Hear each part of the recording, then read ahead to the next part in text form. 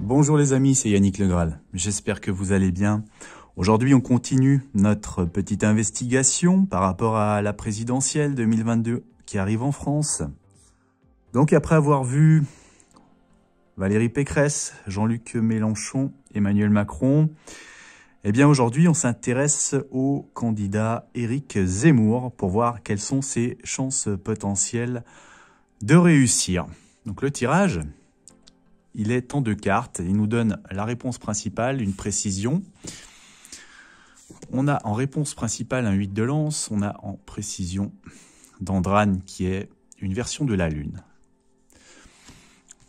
Ce n'est pas un tirage très facile à interpréter une fois encore.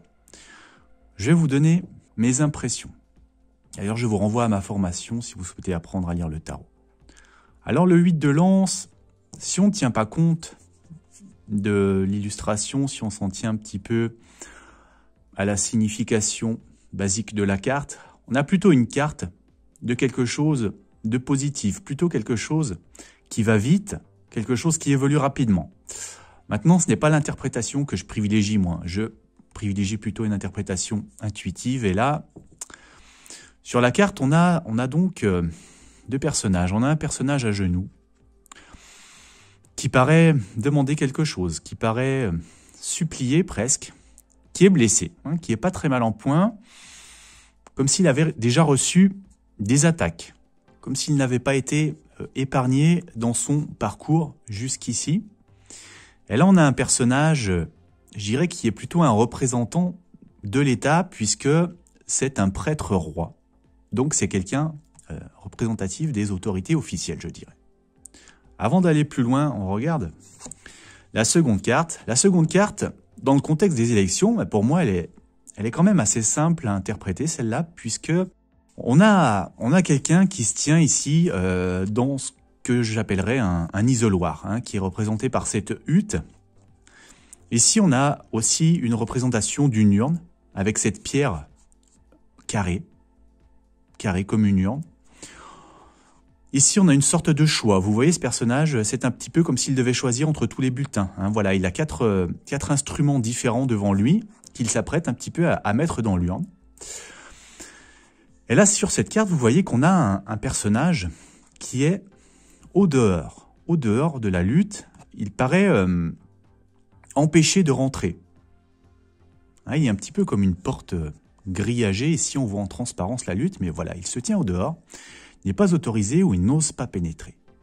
Donc c'est un petit peu comme si ce personnage était Éric Zemmour s'il n'avait pas accès quelque part au choix des urnes, s'il n'avait pas été autorisé à rentrer. Et c'est là que je reviens à ma première carte, ce représentant de l'État donc, à qui l'on essaye de demander quelque chose. Vous voyez qu'il tient une lance, et cette lance, étrangement, il la tient comme un stylo, comme quelqu'un qui serait prêt à signer, prêt à offrir sa signature. Donc là, pour moi, on a une image des maires. On a une image de quelqu'un qui vient demander les signatures au maire. Mais pour moi, ce maire, il est plutôt prêt à achever, finalement, à mettre un petit peu le coup de grâce à ce candidat. Même si dans le sens des cartes de ce tarot spécifique, il est là pour le sauver en réalité. Pour moi, ici, dans cette situation, il viendrait porter le coup de grâce, il viendrait l'achever. D'ailleurs, pour le sauver, il doit lui remettre un coup de lance en même temps. Donc pour moi, ce candidat blessé, en fait, c'est Éric Zemmour qui n'est pas épargné par les journalistes. D'ailleurs, ça a été un petit peu reproché, même par ses adversaires, par d'autres journalistes. Il a été interviewé dans des émissions. Et on a vu qu'il n'avait pas reçu le même traitement. Donc, voilà, ce personnage un petit peu sur lequel les journalistes s'acharnent, c'est Éric Zemmour. Et là, je dirais que les maires viennent lui mettre le coup de grâce en lui refusant leur signature. Et donc, en l'achevant, en stoppant sa course, c'est ce qui explique qu'ici, finalement, il n'a même pas accès au choix des urnes.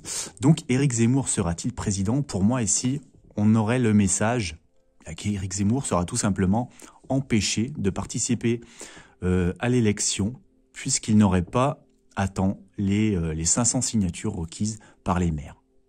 Voilà. L'interprétation positive, ce serait que ici on est dans le sens spécifique de la carte et finalement que ce prêtre roi, ce prêtre médecin vient subitement le guérir d'un parcours difficile, peut-être d'une campagne difficile, lui permet de se rétablir rapidement.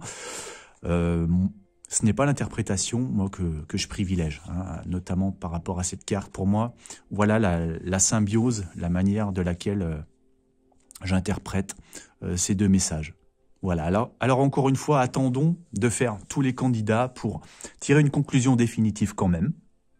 Et bien sur ce, je vous souhaite une excellente continuation et je vous retrouve bientôt pour les candidats restants. Merci les amis.